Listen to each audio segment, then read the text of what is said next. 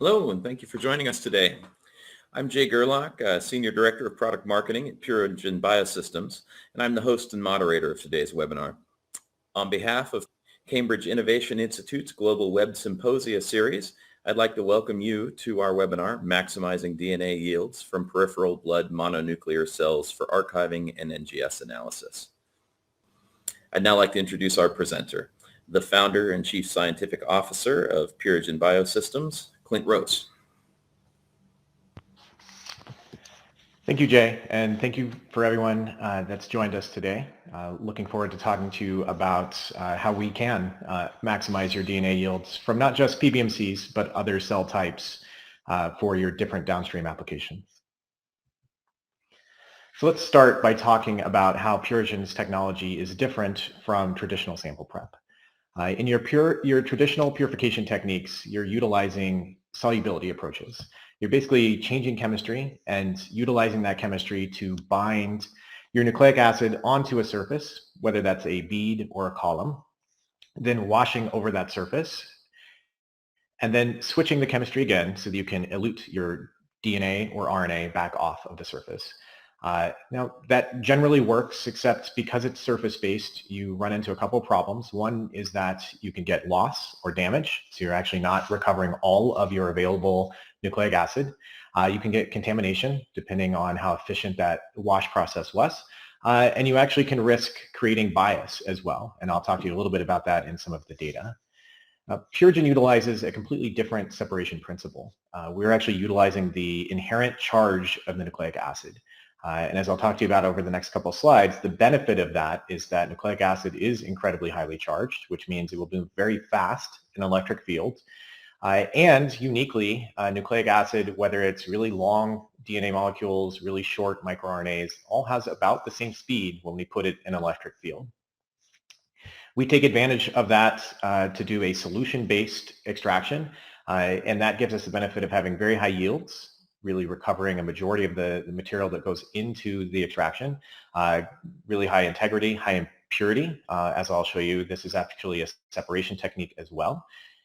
And our goal is to provide you the best representation of your starting sample. We don't want to change that sample in any way. And what we see is, as an end result, we're typically able to give you better data. Now, in a little bit more detail, isotachophoresis, or ITP, as I mentioned, it's charge-based.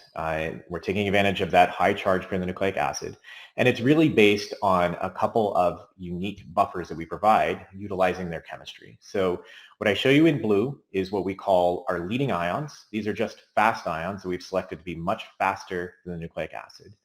We have a second chemistry, which has our trailing ions, and I show you these in red.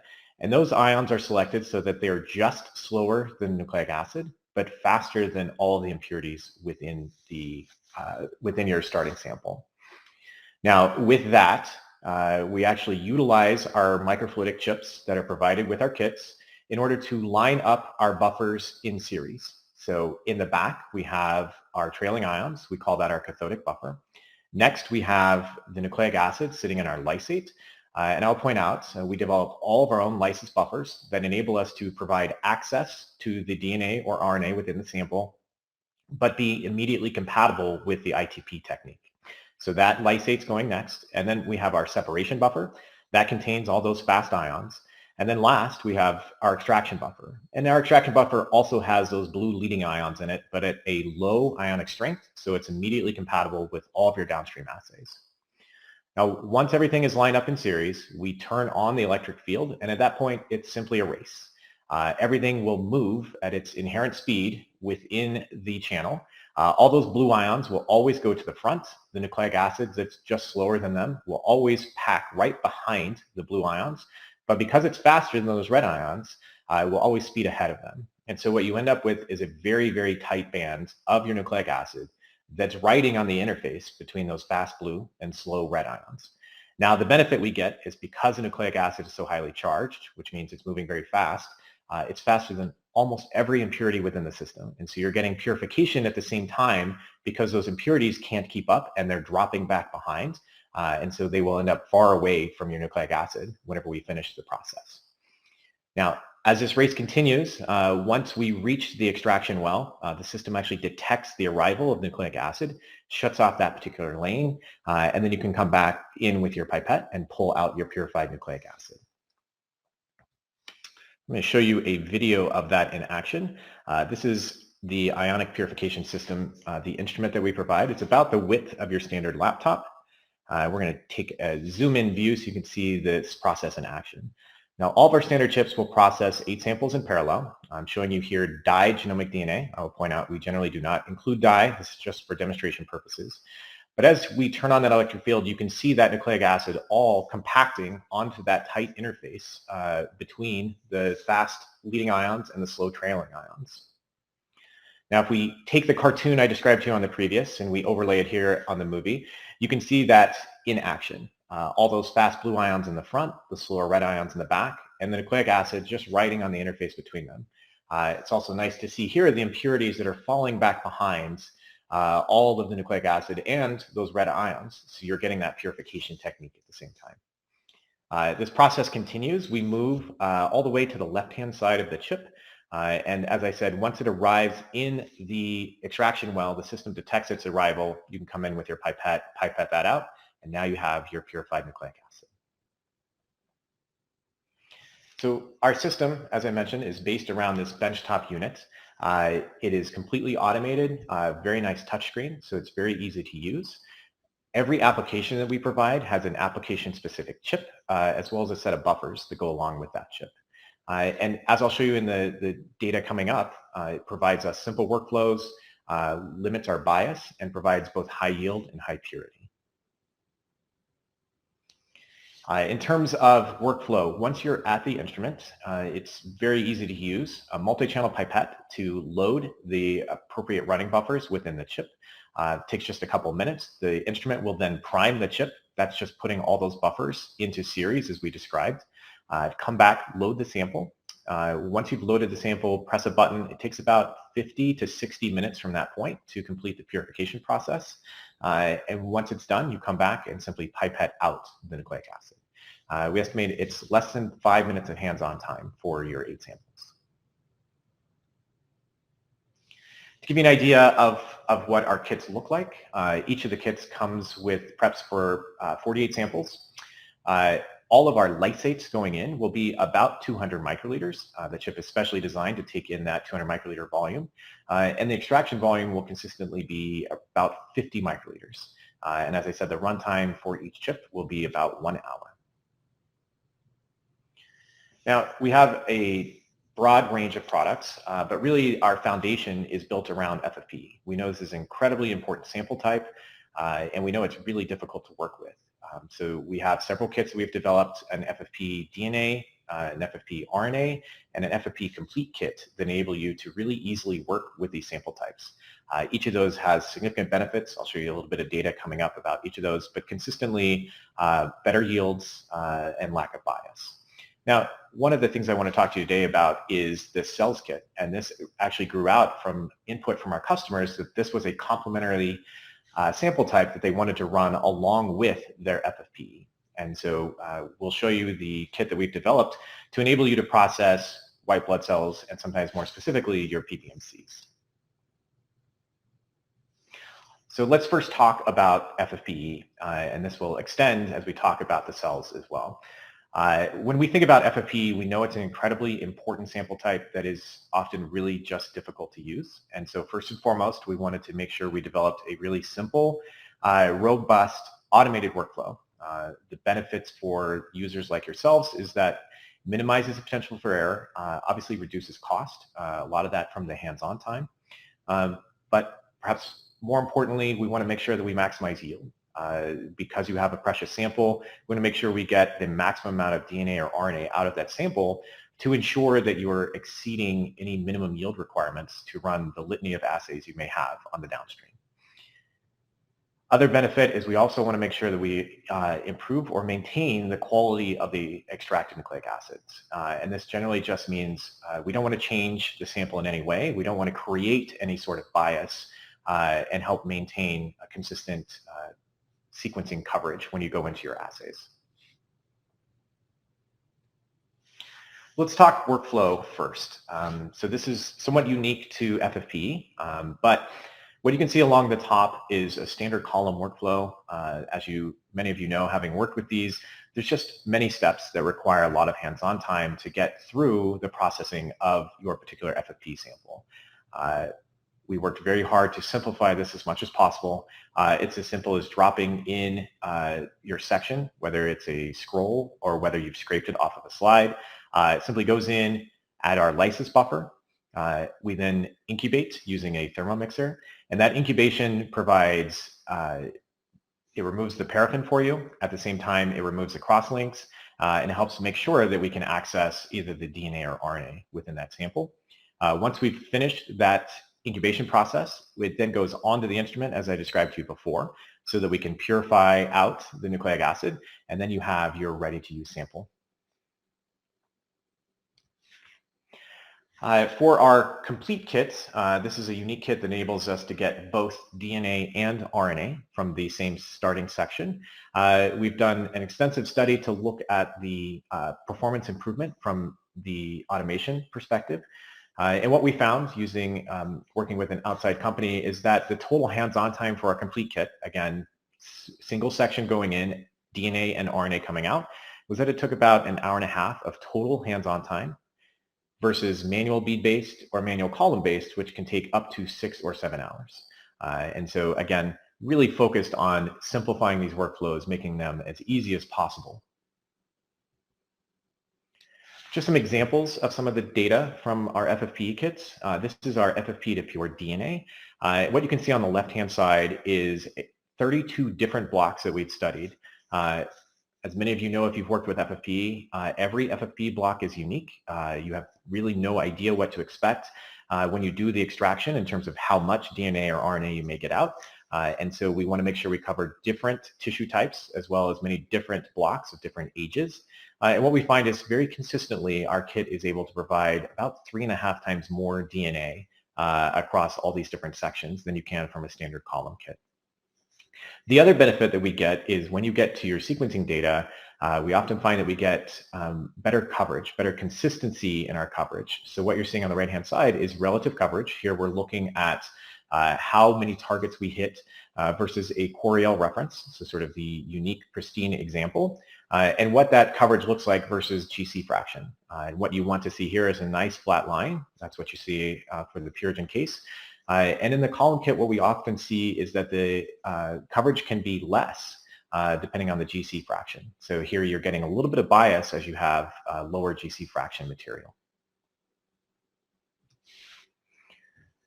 Looking at our FFPE to pure RNA kit, similar story. We're getting a better yield and a better representation of that starting sample. So on the left-hand side, I'm showing you the mRNA recovery. And here we're looking across several different tissue types again. We're also looking across different input amounts. You can see we have examples here in the middle of fine needle aspirates, very small samples, as well as core needle biopsies. And consistently across these different tissue types, different input amounts, we get about twice as much yield, so about twice as much mRNA for your downstream analysis. The other benefit of this kit is that it's also providing the microRNA out of these samples. We're comparing on the right-hand side against a specially designed microRNA column kit, and yet still able to vastly outperform the amount of yield you can get there. So you can see across the different tissues we're studying here, in many cases, we've got no measurable microRNA from the column kit, whereas in all cases we did from the Ionic system. And for those where we did have our measurable amount from the column kit, we average about 100 times more yield of the microRNA. So a really powerful kit if you are looking for a good representation of that starting sample. And then one more key point on the FFPE kits. The two additional benefits that we've found is often because we're able to get such high yields from each of these kits, on the left-hand side, you see an example of what we call sample recovery. Here is a study that we did with a university. They had 24 samples that they had extracted using a bead-based approach. And what they found is about half of those samples, they could not actually get a measurable amount of RNA.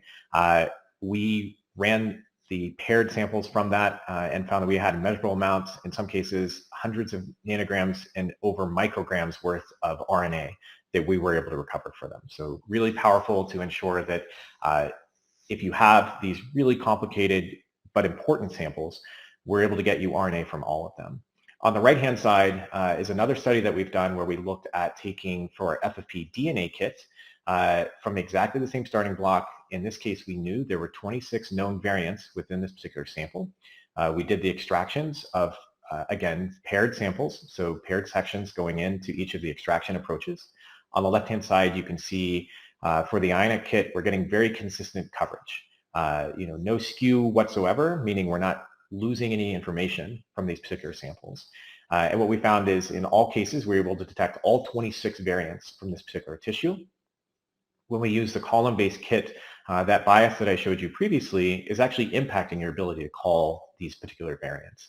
In this case, you can see you're losing coverage on certain targets. And what we found is that can either be due to the length of the target or the GC content of the target. And unfortunately, you do pay the price for that.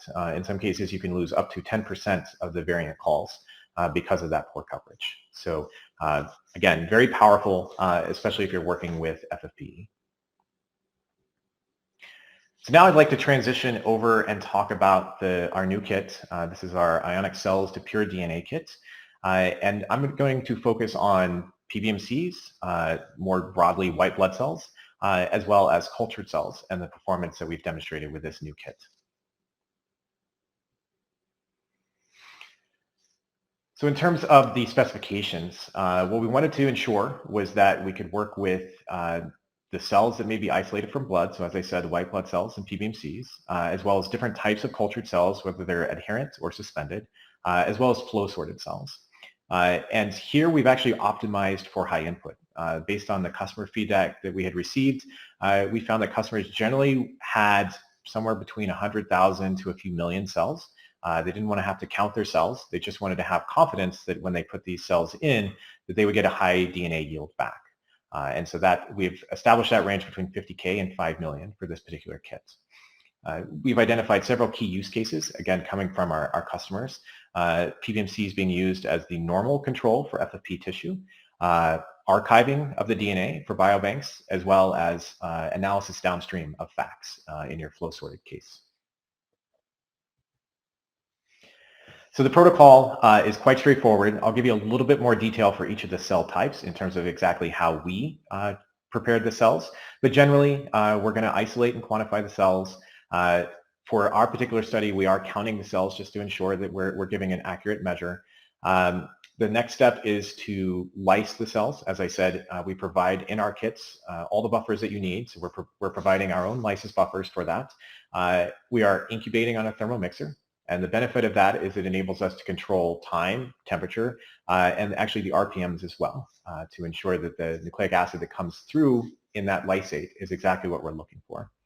And then the last piece is the purification. And that's the process I described to you previously of loading the running buffers on the chip, and then the chip will perform the ITP extraction for you. Now, for this study, we validated across both cell types and input amounts. As I said, we used WBCs and PBMCs, 3 different types of cultured cells, as you can see here. Our input amounts range from 50K to 5 million, with a few data points in between, just to ensure that we're covering those as well. And in this case, we'll use the Ionic, and as I mentioned, it has a 50 microliter extract volume. For the column kit, this kit actually recommends a 200 microliter elution volume, and so that's the volume that we'll use. And that'll be important because I'll talk to you a little bit about concentrations of the extracts as well. And then four key types of QC that we did for the downstream, qubit, tape station, PCR, as well as an NGS assay. I have a little bit more details for you on the next slide about that. So I think it's always important to talk about not just what the QC metrics are, but why they're important. So for each of the sample types, what I'll try to show you is the concentration and the yield. Those are both measured based on just a simple qubit analysis. I'll show you a general length profile at the end of the presentation. We did that using the tape station. And obviously, these are important because you need to ensure that you have downstream assay compatibility.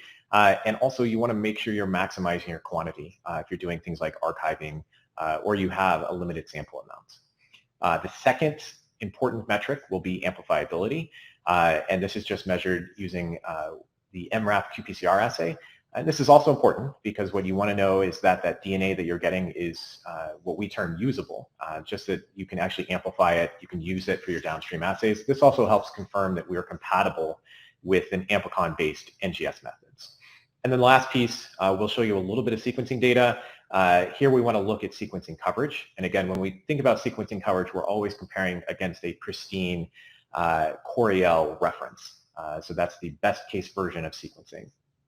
The particular assay that we're using is the SureSelect Cancer All-in-One Solid Tumor Assay, and this is a hybrid capture based from Agilent. And of course, this one's important because we want to ensure that the DNA that you're getting out from any extract that you're doing, that you're getting high quality NGS data from that. Okay, so let's talk first about how we prepared the cultured cells. This is important just because in case you are preparing in a different way, we actually provide these details in our protocols for you so you can ensure that your cells are ready to go into our lysis process. And so, as I mentioned, the three different cell types, adherent, semi-adherent, and suspension cells represented here. In each case, we're pelleting the cells, we are washing, and we do actually recommend, if you're working with less than 100,000 cells, that you resuspend in media. This just generally makes the handling much easier. If you're working with more than 100,000 cells, we recommend that you resuspend in PBS. And that's, again, just because it's easy to handle that larger pellet. And then one last note, in this case, we're actually triple filtering the GM. We found that a lot of debris comes through with that particular cell type, and so we were ensuring that we were filtering out a lot of that material. Also, I'll mention, in our case, we are counting the cells to ensure that we know exactly how many we're putting in, but we have designed this to have a lot of flexibility within the kit so that you will not have to necessarily count your own cells. All right, let's dive into some of the performance data. So if we're looking at either 50 to 100K cells, first what I'm showing you is the three cultured cell types. On the left-hand side, you can see each of the three cultured cell types, both at 50K and 100K. First, we look at concentration. And as you can see here, because we have that low extraction volume of 50 microliters, it enables us to get really high concentrations. This is great if you're going directly into the next step in your assay. On the right-hand side, we also show the yield, so just multiplying times the extraction volume or elution volume in the column kit case. And you can see we're about the same in terms of the amount of total yield that we get at the 50K to 100K level. Now, when we start to step up and we put in much larger amounts of material, from 1 million up to 5 million, again, on the left-hand side, this is specifically for the colo cells. What you can see is the concentrations are dramatically higher in terms of what we're able to recover using the Ionic system. And if we look at the yields, you can see the yields are also much higher as well. So very good performance in terms of being able to get the DNA out of the colo cells. Similar results for the GM cells. So again, a slightly different cell type, but the performance maintains the same. Really, really high concentration values, good yield performance as well. And then the last cell type, H2228, same story. Very good concentration values, good yield values on the right-hand side as well. So I think of that as sort of being the baseline. You just want to ensure that you can use this kit for your cultured cells, for your sorted cells, but we also really specifically designed this kit to be great for your WBCs and your PBMCs. Now, I know there are different approaches that people use in order to recover their WBCs from whole blood. In this case, I wanted to ensure that we showed you exactly what we did. Here we're just obtaining the whole blood using this approach to lyse the red blood cells, spinning it down, collecting that white blood cell pellet, making sure that we resuspend that pellet in PBS before we take it into our lysis. For the PBMCs, again, several different ways you can go about this. We're actually using Phycol in this case to recover our PBMCs, and then resuspending in PBS again. So let's dig deeper into the performance whenever you're working with PBMCs and WBCs. So I'm going to show you actually 3 examples here. On the left-hand side is the concentration. So at 50K, significantly better performance using the Ionic system in terms of the concentration. In the middle, you see the total yield, better total yield, both for PBMCs and white blood cells, and then strong, consistent performance as well for the amplifiable yield. Now, as we go up, here I'm showing you just PBMCs, breaking out the data for the PBMCs specifically. And here we're looking as we go from 1 million to 3 million and 5 million. On the left-hand side, you can see the concentration. So very, very high concentrations from our extracts, very, very high total yields, and the amplifiable yield really aligning with that total yield here. And then in the white blood cells, very similar.